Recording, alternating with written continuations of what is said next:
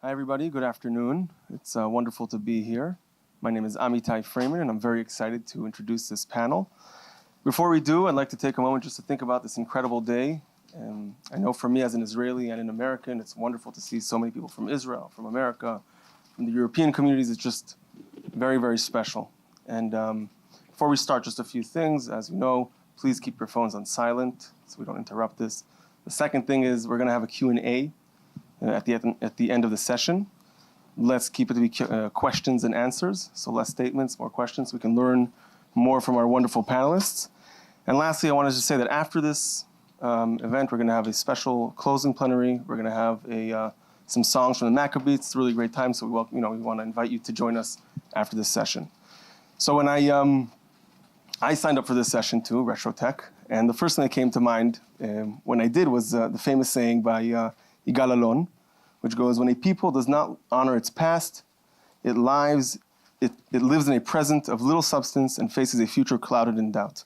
And really, to me, that is what this session is about, to kind of look at our texts, our ancient texts, and kind of gain some perspective, some insight, and some inspiration for what the future of our people could look like. So really, with that, I want to welcome you to the last session of the day, Retro Tech, Reuniting the Tribe, Jewish Texts in the 21st Century, the 21st Century Zionism. And so let's jump right into it and introduce our wonderful panelists. So we have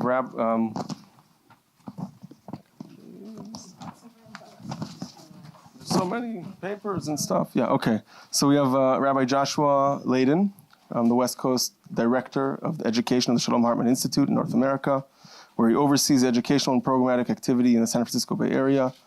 We have Rabbi Adam Mintz, he's the Rabbi of Keilat Re'im Ahuvim, a west side in the Upper West Side of Manhattan, and he's the director of the 929 English, a web-based project that promotes a daily study of a chapter of the Tanakh and provides an opportunity for English-speaking Jewry around the world to engage in a conversation centered around the daily chapter. That's their thing. We have Tova Birnbaum, director of the Jewish content at the Oshman Family JCC in Palo Alto. You know Tova, so that's wonderful. And this panel will be moderated by Rabbi Darren Kleinberg. He's the head of Keilah School here, and he is the author of the book Hybrid Judaism, Irving Greenberg Encounter and the Changing Nature of the American Jewish Identity. So thank you for joining us, and I'll turn over to Rabbi Kleinberg. Hi, everyone. Hi. Just a couple of things, and I want to get really to our panelists as soon as possible. But first, seeing as we are going to engage in some Torah study, I want to invite everybody to join me in a blessing for Torah study. I'll recite it in English. I'll recite it in Hebrew first, and then I'll translate it.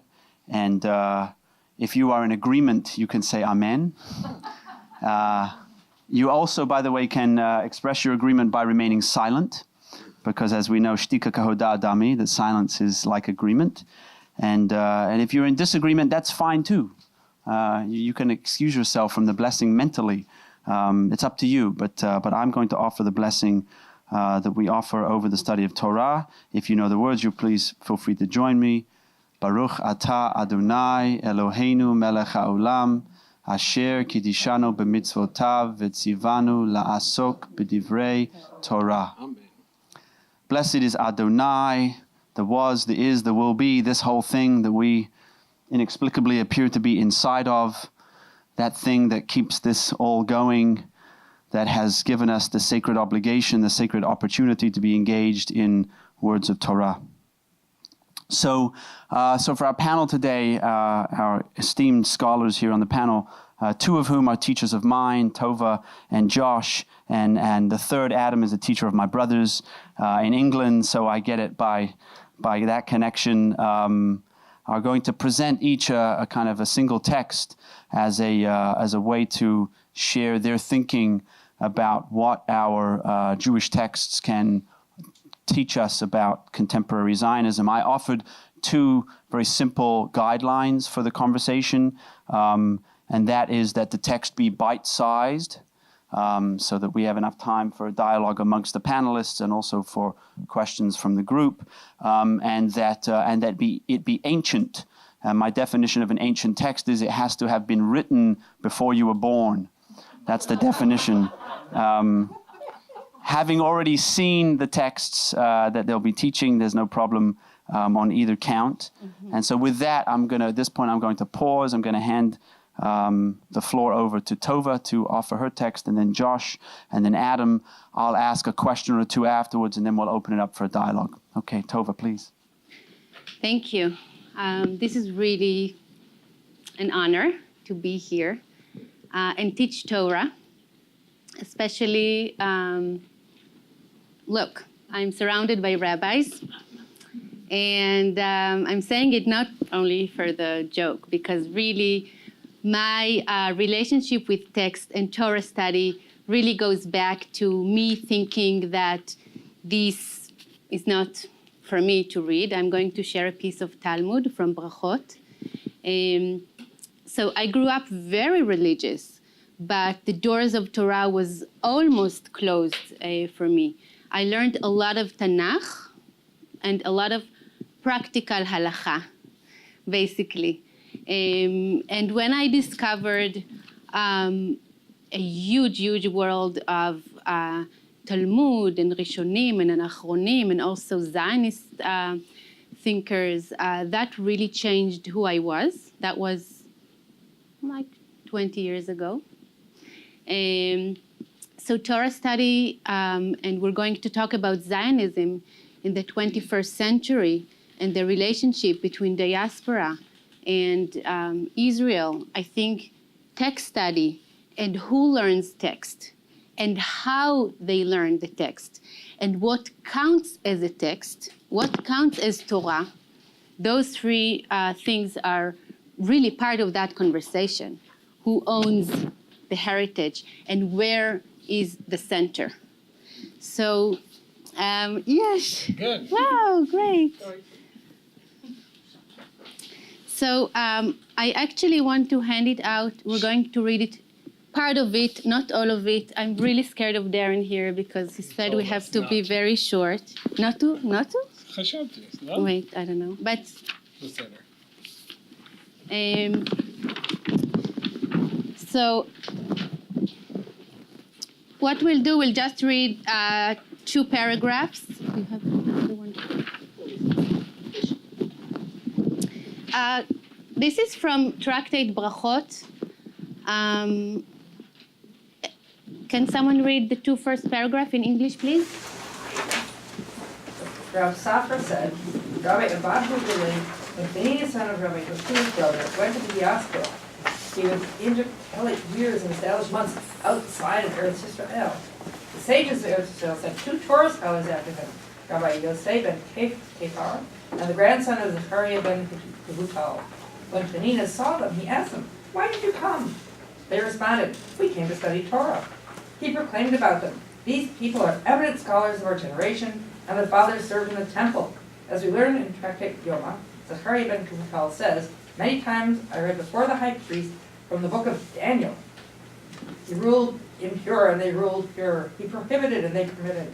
Eventually he proclaimed about them, 'These people are worthless, they are good for nothing.'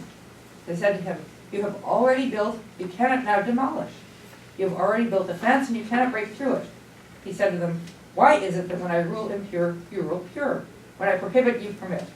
They said to him, 'Because you intercalate the years and establish the months outside of Eretz Yisrael.'" Okay.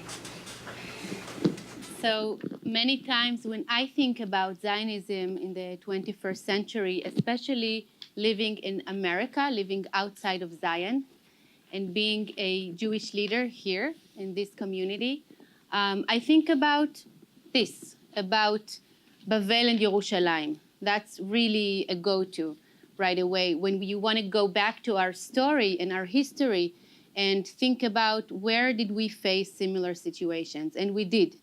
And we actually faced much more harsh and ugly disputes between Israel and the diaspora, even uglier than what we sometimes experience here. Unfortunately, we experience some not very pleasant interactions between Israel and especially North American Jewry. But if you go back, you get some perspective because things used to be even worse. So I don't know. I mean, really, I don't know if that's creates optimism, but it says that things can get better if your heart is in the right place. So basically, my main thing that I want to say about this text is about a vibrant diaspora, and whether Israel, the center, or Israel who thinks about itself as a center, is really appreciating a vibrant diaspora. Here in this text, it's about authority. It's about who decides how the Jewish calendar would look like, who decides when we are going to celebrate the different holidays, and who has the authority to actually create halakha. And we see here each part of this conversation, each community feels that the other community is a threat. So the vibrancy and the flourishing of the other community is a threat. And, you know, we don't need a lot to say when we read this text, and we see how we can learn so much from that. So I can share, I started sharing that me encountering text and encountering the world of Torah that really shaped who I am thanking American Jewry for that. I grew up very religious, but my Jewish identity journey started when I was 19, and I went to Los Angeles to live for a year in a Jewish community, and that changed me. I came back after a year. My parents regretted sending me. But the only thing that I encountered in Los Angeles is just a more liberal Orthodox community than the one I grew up in. That's just a little pick of the fact that there are other ways to be Jewish. And as an Israeli, he grew up thinking there is only one way of being Jewish. And opening a text one day, and me, when I opened the text when I was 18, this text would not go, because where are the commentaries? You don't read anything that has nothing. You are not an interpreter. You go right away to see what what the commentaries have to say about that. So the first time when I was in a Torah study and someone asked me, "What do you think?" the earth shook for me. That was a moment that everything changed. That someone actually asked me, "What do you think?" Before we jump to Rashi, before we jump to Radak or any of the commentaries, what do you think? Does this have any relevance to your life? And I talk about that because Zionism 21st century, for me, is a relationship between Israel and the diaspora that can really, really genuinely help both sides flourish. Flourish meaning creative Judaism. And creative Judaism, for me growing up, it was an oxymoron. There is no such thing as creative Judaism. Judaism has only one way of existing. So this is basically my wish for us to actually acknowledge that others' creativity is our blessing. Thank you. But before, yes, applaud. Just before we go to Josh, I want to welcome Yael Yechieli-Persico, former director of the Department of Democracy at the New Israel Fund. We're so happy to have you on our panel. Josh, please. So it's hard to follow Tova. I'll just say, when Darren asked us to present a text, I was like, well, I don't want to present a text because my concern is not the actual text, it's the how of the encountering the text. And thinking about that sort of there are two prominent trends in, I'll present a text more.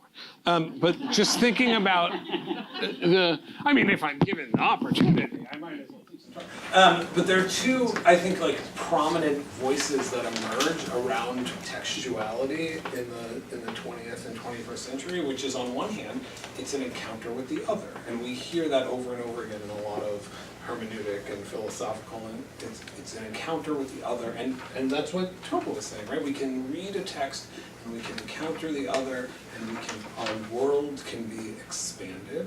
And what we've also heard is the loss of a tradition that is a home-based tradition, something you learn from your family, mimetic, right? Something that actually, and the reliance on the word of the book, the reliance on the text, has cultivated a new fanaticism. And there are, one example I'll just offer, not to equate fanaticism with this, but like, is there's a great part of Gershom Gorenberg's book, The Accidental Empire, in which he roots part of the decisions about expansion into the area that was Jordan before 67, that became the West Bank, occupied territories, Yehuda and Shomron, choose your term, was not out of a religious sensibility, it was out of a secular Israeli commitment to Tanakh study. So I just want to point out those two sort of confluences of there's a romantic nature of the text that feeds my identity, and there's an encounter with the other. So for me, I can't learn like I'm like I come from the opposite place that Tova comes from. We've talked a little bit of this. I grew up as like the reform kid who went to Jewish day school, and now I belong sort of reluctantly to a modern Orthodox shul. My reluctance is demonstrated in that I'm now on the board. So I'm the person who can't study a text without having it in conversation with another text. For me, it has to be multiple texts that make me say it. So I'll bring a text from the Ramban, Nachmanides, but the other text I want in the back of our mind is Heschel's The Sabbath. Because Heschel's The Sabbath, for me, is the epitome of American religiosity. Not Judaism. It's American religiosity. And when I shared that with a bunch of Christian clergy a few weeks, like a month or two ago, they were like, oh yeah, this is our, which is to say we cultivate sacred space and time by coming together. That sacredness emerges out of our own existential cultivation. Right, he says the Sabbath is a palace in time, and we have to make this, right? So, which, by the way, there's this great, probably anachronistic story that when Heschel went to Israel in the 50s, and Gershom Scholem, the then great scholar of Kabbalah and mysticism at Hebrew University, would not let him lecture at Hebrew University. He had to go lecture at Tel Aviv University because Scholem read the Sabbath as an anti-Zionist text. Now I want to hold that because I think for me, I don't understand a Judaism outside of Heschel's Sabbath. Meaning, I understand it exists, but for me it's so central that we come to, I'm a camp kid, right? We come and we're going to play guitar and we're going to sing songs and we're going to make this space holy together. After Yaakov has his dream with the ladders, so he makes this statement, Vayidar Yaakov neder lemor imi Elohim imadi, right? Jacob then made a vow saying, if God remains with me, if he protects me on this journey that I'm making and gives me bread to eat and clothing to wear, and if I return safe to my father's house, the Lord shall be my God, right? So this is like an interesting line. Rashi picks up, wait a minute, what is this like? He's making a neder? Like he's making a vow, a condition? Like I thought this was about like God is gonna make, right? So Ramban says, no, it's not about a neder. When he says at the end, right, that God will be my God, right? When he says that at the end, what he's saying is, because I'm going to come back to this stone, which is Har Habayit, right? Which becomes the place which becomes the temple. That is why God will be my God, because I'm going to be in the land of Israel. And Ramban says, there is no God for the Jewish people outside the land of Israel. God does not dwell outside the land of Israel. And for me, that notion is a deep encounter with another type of voice in the Jewish world that I don't regularly encounter. And then you start to investigate, and you're like, oh, well, this isn't just Ramban. It's in the Gemara. It's in a different part of the Talmud. It's the Kuzari, right? It's Yehuda Levi, right? And it comes down. There's a really powerful quotation by Tzvi Yehuda Kook, the younger Kook, not the first, chief Ashkenazi rabbi of pre-state Israel, but his son, who says every inch of the land is holy, and I can't, you can't extract, you can't step back from it. So I bring that up to say I'm used to the Heschelian. I have a language for existential Judaism where we cultivate the other. I can understand intellectually the existence of this other tradition, but I don't have a lived experience of this other tradition. But it's real, and it's vibrant in the state of Israel. And so what does learning Torah do for me? On one hand, it makes me realize there's this other voice that I have to take seriously. And I certainly need to take it seriously when I'm thinking about who I'm encountering, when I think about wherever I fall in the whatever my Pesach, really when I go to my wife's family in Israel, Pesach, and let's just say there are political conversations, right? Like I have to understand that theology. But that might not lead to the type of Z3 revolution that is at the end of the story. So I'm struggling with what it means to learn Torah as ultimately this. Maybe it can be pluralist. Great, it doesn't have to be pluralist. And so the how is really.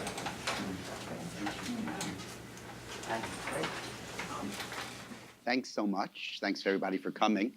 I'm going to break a little bit of the rule, and that is that I am going to present a text other than the text that I emailed that I was going to present.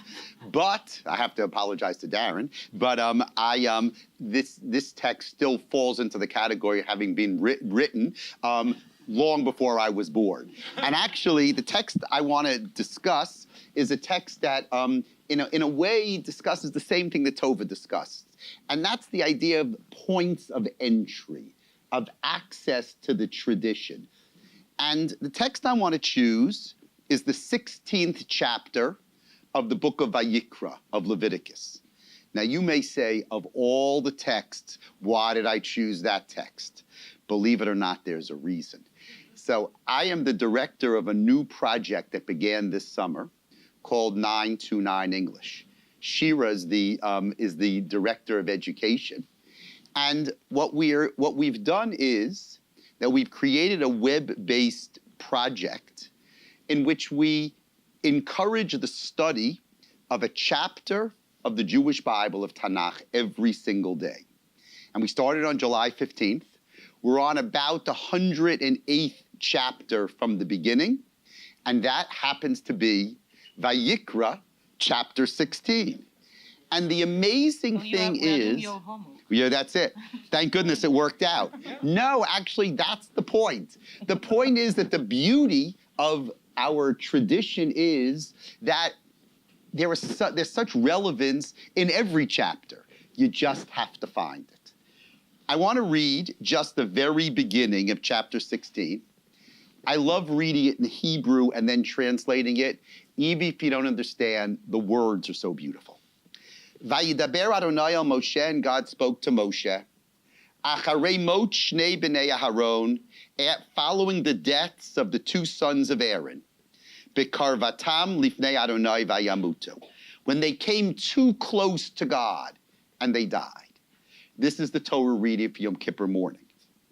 Vayomer Adonai el Moshe, and God said to Moses, Daber el Aharon achicha.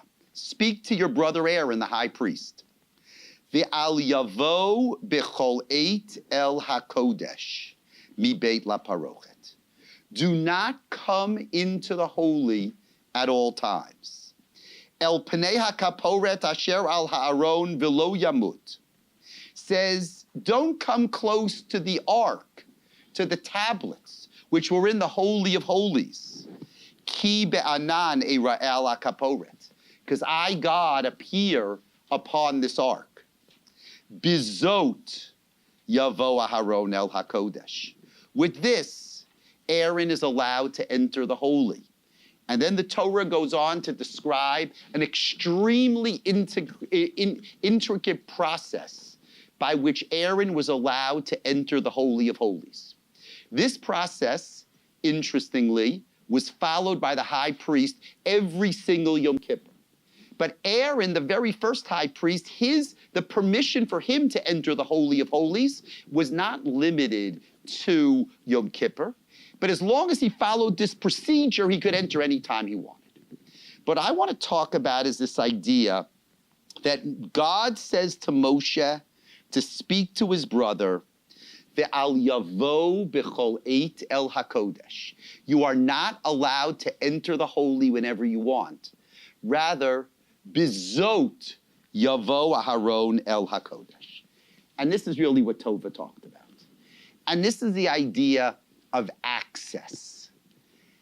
In a sense, tradition, texts are available to all of us whenever we want. We pick it up, right? Doesn't matter what language, in today's world, doesn't matter what language you want. You can have the Tanakh in English and Hebrew and Russian and French and all the different languages. And even the Talmud is in all these different languages. And there's no book that Art Scroll is not one step ahead of us on in terms of translating it. So everything is accessible. But at the same time, God says to Moshe to say to Aharon, V'al yavo b'chol eit el hakodesh. You have to be sensitive to what your access point is going to be. How do you enter the tradition? And that, in our lives, and this was really, I love that story, Tova, you told about the fact that you had several entry points in the tradition. You had the first 18 years of your life. That was an entry point. It means you're totally involved in the tradition, but it's an entry point in which you're studying the tradition and you're just a spectator, right? You're sitting in the bleachers while the text is being studied. And then you have a new entry point that, in which you're asked, what does it mean to you? But what's fascinating is, you have to wonder, had you been asked when you were 5 years old, what does this text mean to you? You know what maybe, you might have said, I don't want that. I'd rather be a spectator. Means what your entry point is has to do with bizot yavo aharon el hakodesh. It has to do with preparation. It has to do with what our life experience is. And my idea that I want to share, and it's really the idea about Zionism in the 21st century and what our point of access is. And in the opening plenary we heard, the challenge is, and this is really what Rabbi Sachs actually is the international president of 929. Somehow it all comes back to 929. Rabbi Sachs gave a charge and he said, this is a new era in terms of how we look at Zionism. And that is, what's our point of entry? And I think that tension between there's access all the time, but be careful, is something that we live as Jews, and I think it makes the experience of text study and the experience just of our engagement with Judaism so much richer.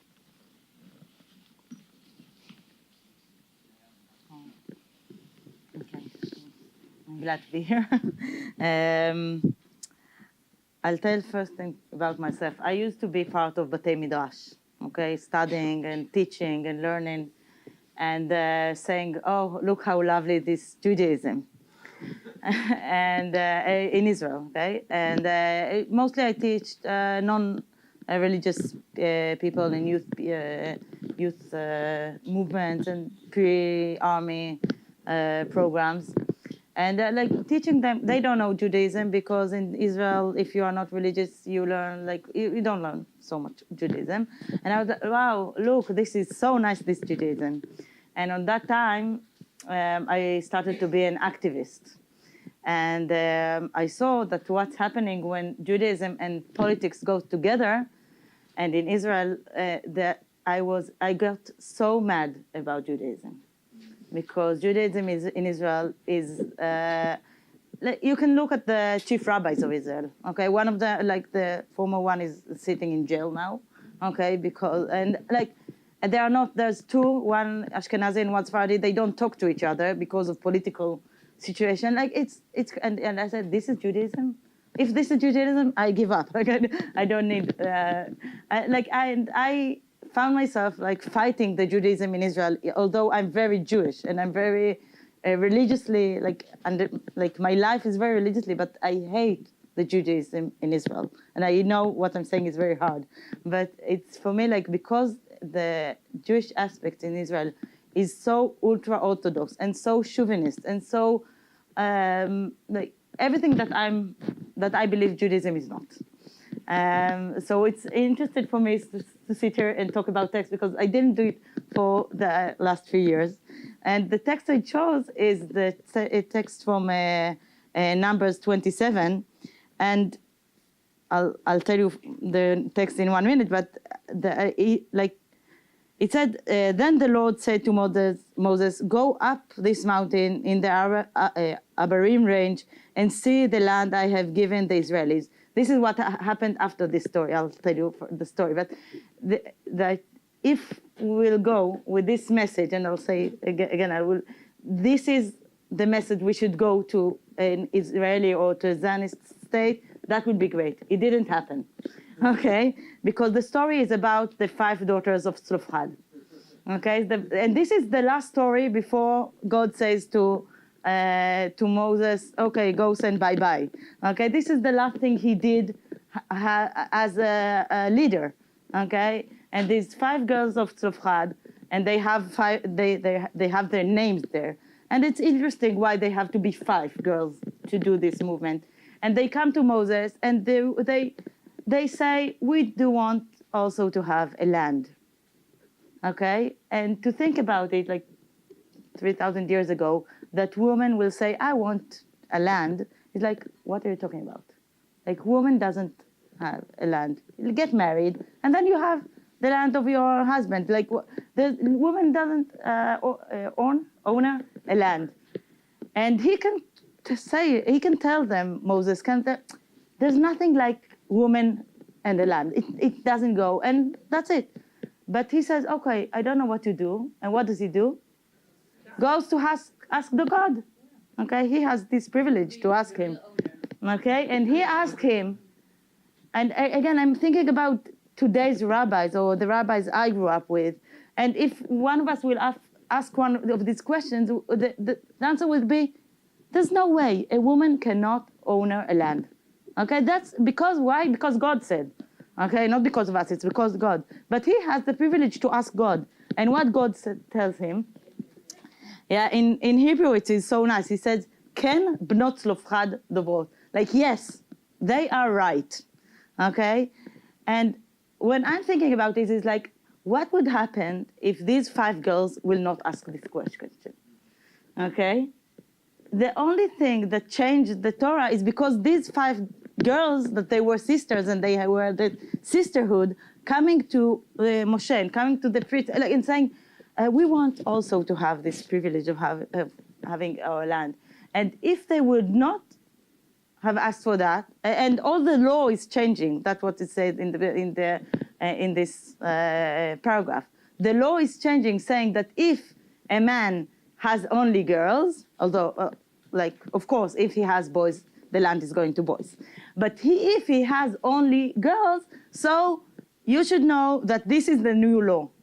That whoever changed the law is these 5 girls, okay? And I'm asking, like, God, why didn't you think about it yourself? Okay? Why did God need these 5 girls coming and say, what about us? And this is my mission. This is my dream about what will Judaism be. Judaism say, wow, there is a problem. The problem is here on earth, okay? And the problem is like that, like women cannot get a land. It's something that's saying that it's not right, okay? Something is bad in the earth, and we want to change it and to make it better. And for that, we need people to do that. And to but we don't have this God. Oh, well, some of us, but like that, we can ask him, God, can we change the law? But like today, we use the law only to say, okay, we're sorry, woman. And again, in the diaspora, it's not like that. But where I grew up, like I didn't see a Torah till I was 25. I didn't see. I heard, I knew that there is, but I didn't see. Because my brother could see, because they had a bar mitzvah, but I couldn't, because in Israel, if you go to a shul, you sit back, if you're a woman, you sit behind the mechitza. Okay, so if Judaism will be, and if Zionism will be like taking the Judaism saying, let's make this world more justice.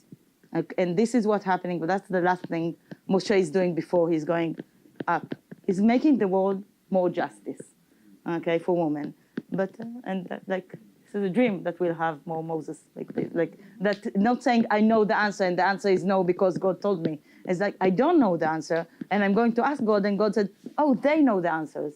They're like the people in the ground. Sort of justice comes to a question. Yeah.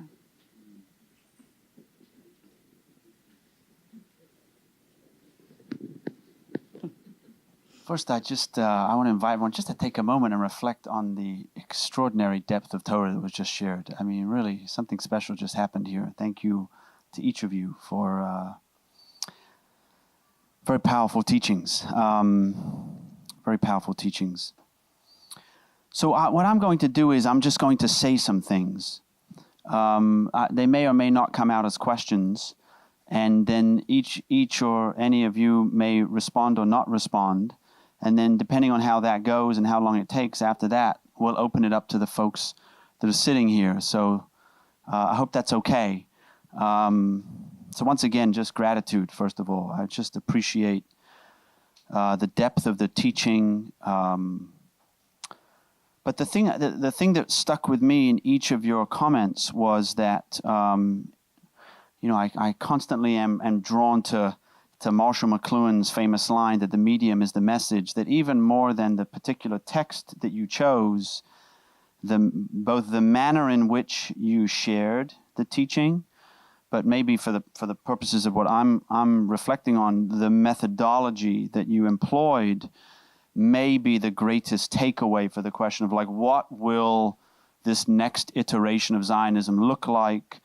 Does the wisdom tradition of Judaism have anything to contribute to it? It seems to me that there was a kind of a through line of methodology that each of you presented that seems, in each case, profoundly relevant and maybe even desperately needed at this moment in the conversation around Zionism. So let me offer in each of your cases. Tova, your comments centered around, in fact, the center was the key point, right? The question of who holds the power, and the recognition that our assumptions of who holds the power may not actually be accurate, or that power can be distributed in ways that we hadn't previously imagined. In your case, that a woman should have the opportunity to study Talmud. It seems to me that in conversations about Israel and about Zionism, there's an important conversation to be had about who holds the power, who holds the center, who gets to decide what the terms of the conversation are, who gets to participate, what is acceptable to be said. And it seems to me you kind of pointed a direction for a more expansive view, or maybe even a diffusion of power in general, that maybe what we're trying to move away from in this next iteration is maybe an undermining of power, that the power itself is the problem. Josh, what I heard in your comments was a really powerful statement about the importance of discourse, right? The discursive method. So even as you couldn't personally identify with a particular orientation, as you said yourself, but you were willing to be open to it, to hear it, to try to gain some understanding of it. To my mind, how desperately is that needed in conversations about Israel and about Zionism? These days, there is a great absence of discourse, and there are bright red lines drawn around and away from the things that are acceptable to be said from whichever particular position of power you might inhabit. And so that seemed like also an important methodology for thinking about the conversation about Israel and Zionism moving forward. Adam, the question about access is so central. And I was moved by your comment that, not every person at every moment has the same quality of contribution to make. Ve'al yavo b'chol eit, the humility to recognize that we may not know as much about a given thing, and our opportunity and responsibility is to learn. And by the way, that's when it comes to Israel and Zionism, that probably applies to everybody sitting in the circle around this conversation. So I found that to be profoundly important. And then Yael,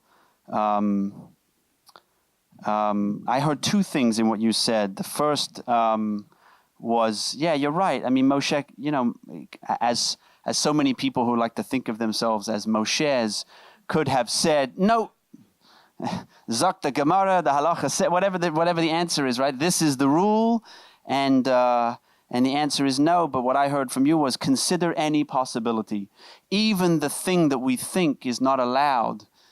Maybe it is allowed, right? And then, of course, the central maybe trope of the Jewish self-narrative, right? Ask questions.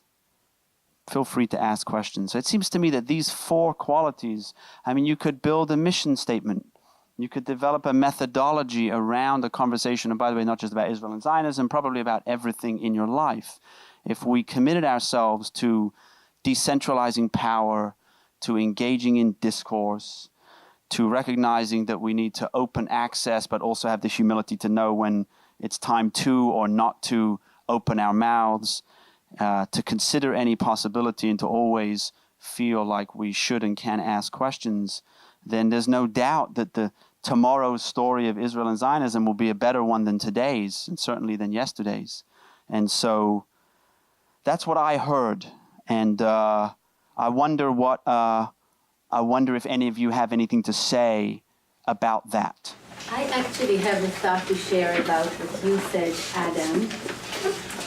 And I admit that for me it like hits a button, right? If someone says, you have to know when you could speak, for me it's like something, you know, I have this automatic reaction. But I think it's a really interesting point.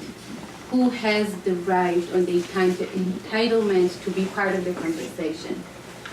And that's both about the conversation going on in Israel on what is a Jewish and democratic state.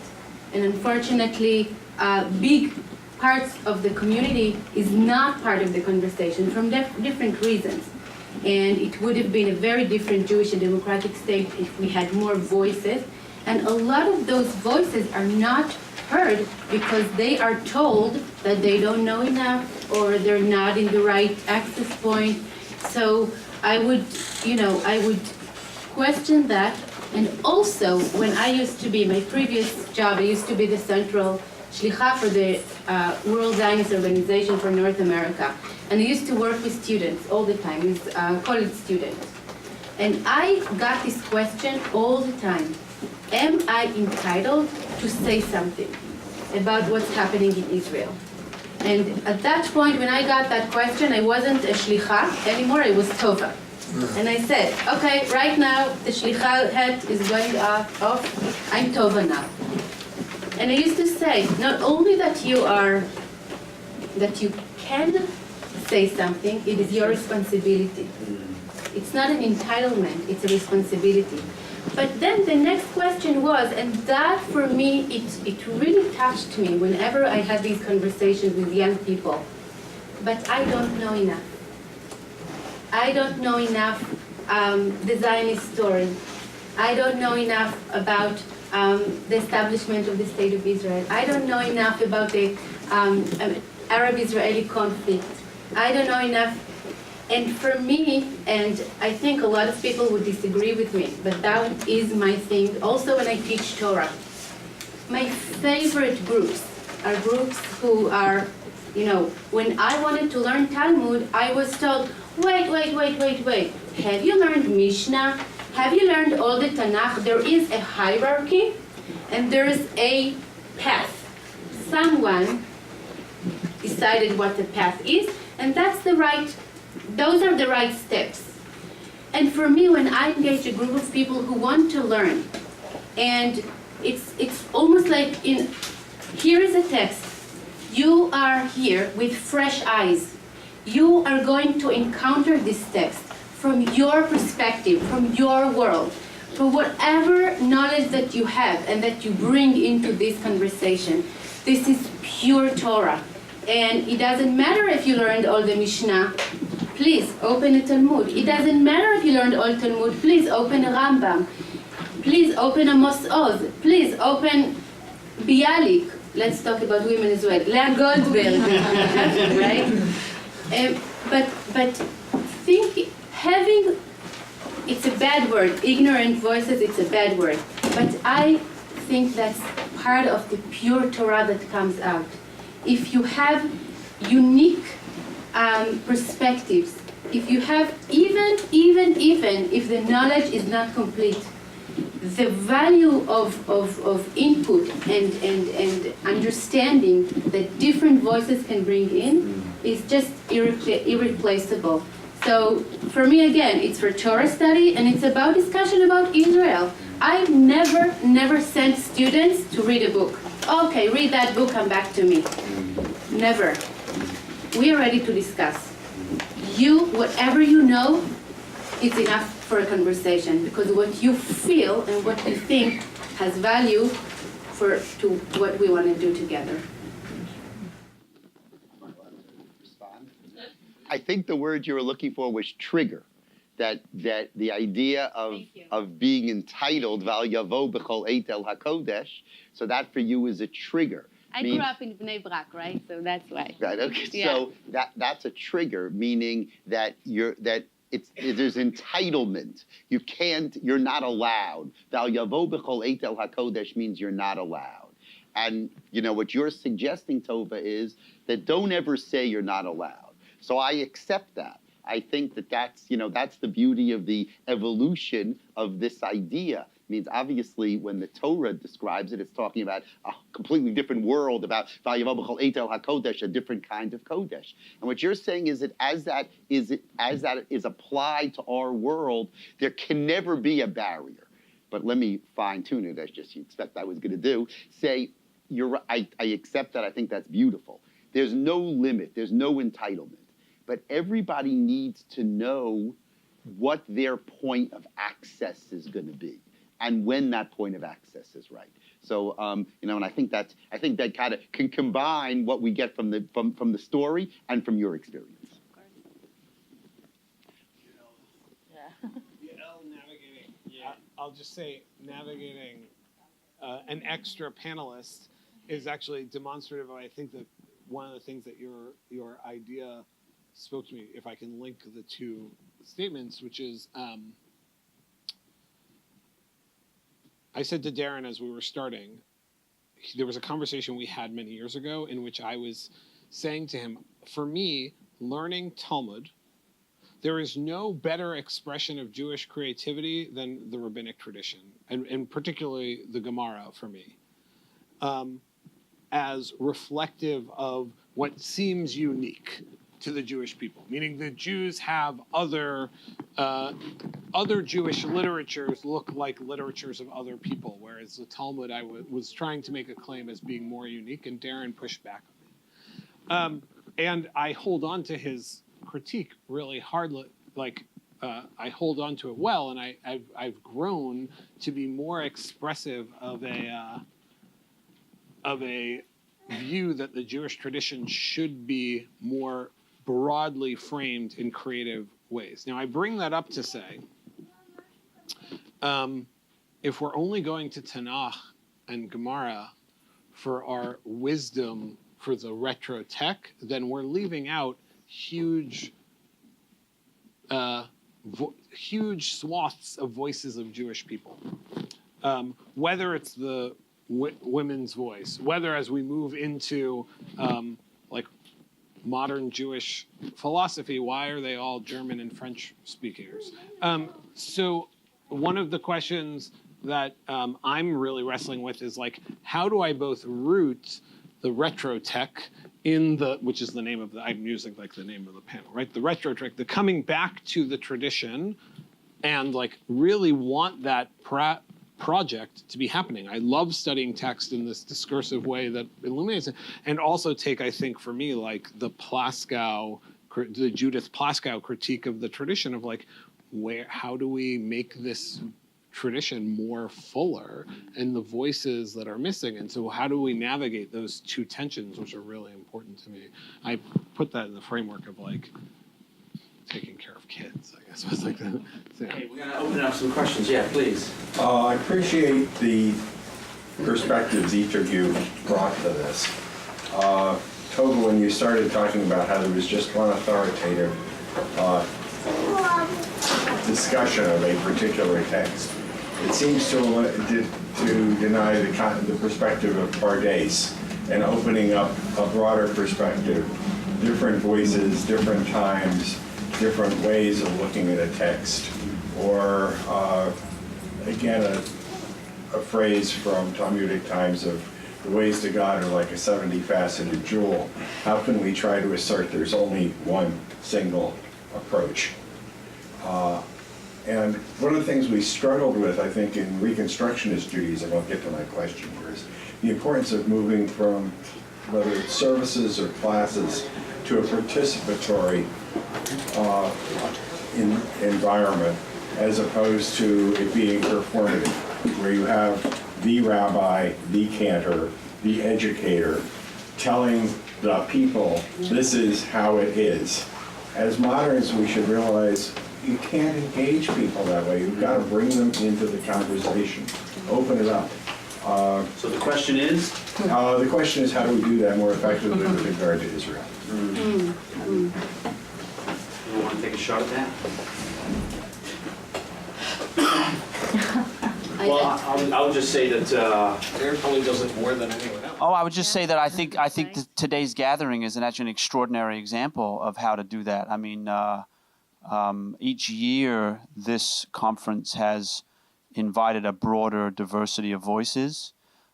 Each year it has deepened the nature of the conversation.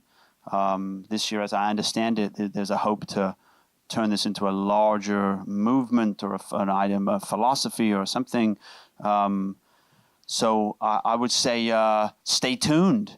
I think that's how we do it. And then figure out how you can get involved, volunteer, write a check, do the things that you need to do, and figure out how you can support the efforts. I'll just offer one thing, which I think 929 is doing, is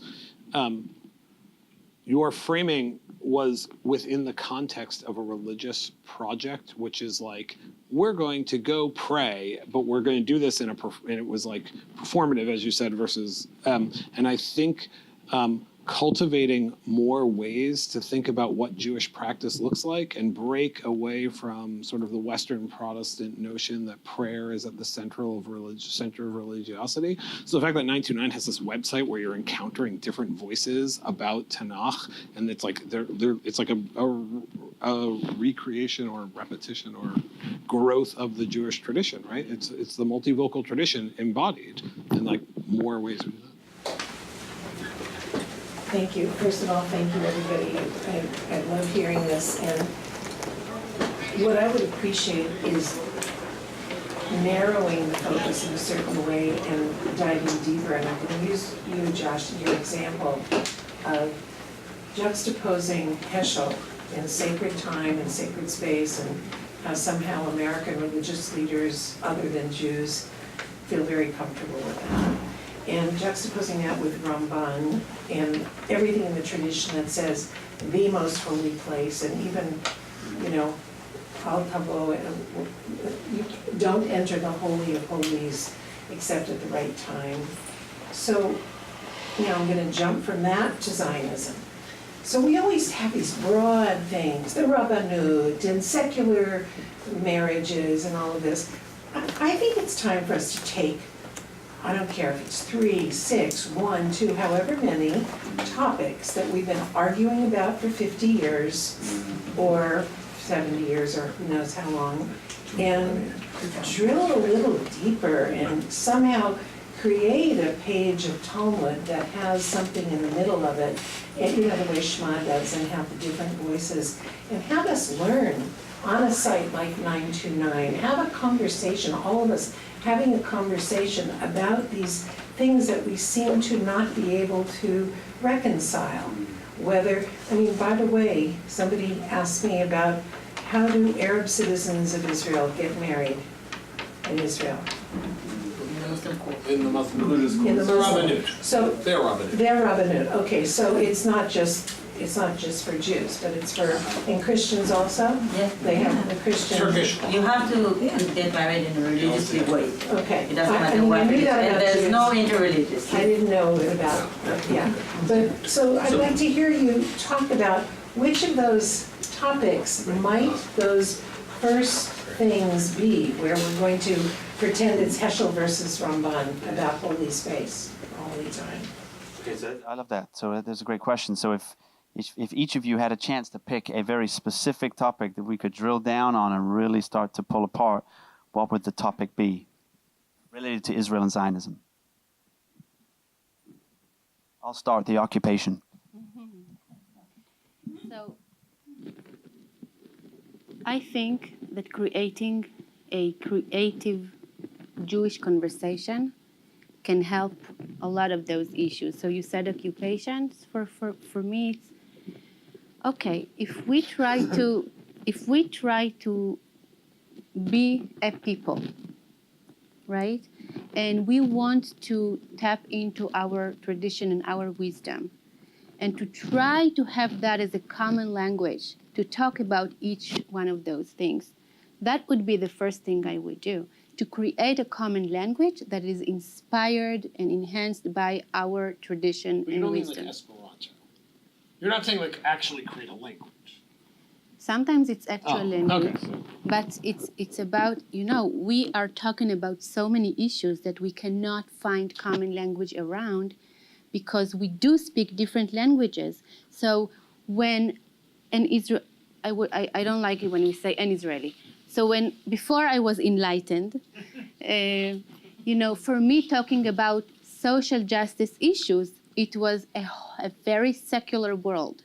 So I was active in different realms of social justice, but that was my Chiloni part, that was my liberal part, I didn't have any Jewish language to talk about social justice. American Judaism has created such a rich language about Jewish social justice. Some would criticize that and say that became the only thing in certain communities, maybe. But talking about social justice in a Jewish language, that is something that was developed here, and thank God, slowly things are starting to go back to Israel. But this is just one language, one example to how we could try to actually drill into these issues. But you said occupation, yes, of course, that's the burning issue, and we try to, to talk about other things, just not to talk about occupation. But if you talk about occupation through Jewish social justice language, there's a conversation, and it's a really, really, really important one. Let's talk about people from different religions cannot get married, people who are not a man and a woman from the same religion. If that's not the case, they cannot get married. Let's talk about that. We have a language for that. We have to develop it. We have to make sure we talk about that as a people. But that's like my first reaction to what you said. Josh, I think what does it mean to be a light into the nations? Just from like radically different points. I think North Americans have a very different view than what Israelis. I think both major centers of Jewish life think they're doing that, and they're just doing it from very different positions. So I see, again, I'm going to play off of Tova. And Tova said we should be able to have a conversation. I think the most important thing is to be able to realize that we can disagree and we can still be one people. For me, the word is responsibility. Okay, and I love the word in Hebrew because in Hebrew it's achrayut, and there's the ach, like the brotherhood, and the acher, the other. Okay, and the achrayut is asking ourselves, what is the responsibility for my family? And I'm the one who's deciding who's your family, who's my family. Okay, if it's the Israeli society, if it's the Jewish society, but I know that there's my family and the others. But I have a responsibility for whoever the others will be. And I think that's the word like I would go. Well, We're almost out of time, so I just want to wrap it up this way. First of all, could we acknowledge this extraordinary panel? Just to, in terms of the methodology, I'll just invite you to consider something. When I said the word occupation, just reflect on how you felt in your stomach or what passed through your mind. And given these four powerful examples of a new methodology for engaging with Zionism in Israel, you'll be able to consider for yourself the extent to which you have taken on those four powerful teachings, and that can be a lesson for future conversations, right? Can you hear someone say something that either you agree with strongly and therefore you feel validated and you must be correct, or you disagree with strongly and now you dislike the person who said it, or somewhere in between, right? So whatever your response was to my saying that word will be indicative maybe of the work that we all have to do to advance this project. It's really just been a very special opportunity. In the Jewish tradition, when you eat food, there's always a blessing before and a blessing after. In the study of Torah, not so much, but I'll offer this one instead. Baruch atah Adonai, Eloheinu melech haolam shehechianu, v'kiyimanu v'higianu lazman hazeh. Blessed is Adonai, our God, for giving us life, for giving us the extraordinary gift of hanging around here for a little bit, and for bringing us to this very moment. And let us say, Amen. Thank you, everybody. Thank you.